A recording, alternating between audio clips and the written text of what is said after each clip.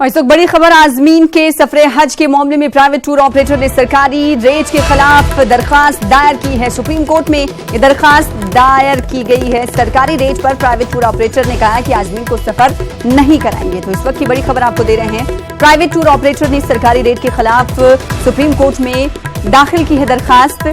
सरकारी रेट के पर प्राइवेट टूर ऑपरेटर आजमीन को सफर नहीं कराएंगे। इस दरखास्त में इस बात का जिक्र किया गया है। तो आजमीन के सफरे हज के मामले को लेकर प्राइवेट टूर ऑपरेटर ने सरकारी रेट के खिलाफ दरखास्त दाखिल की है। सुप्रीम कोर्ट में यह दरखास्त प्राइवेट टूर ऑपरेटर की जानिब से दाखिल की गई है।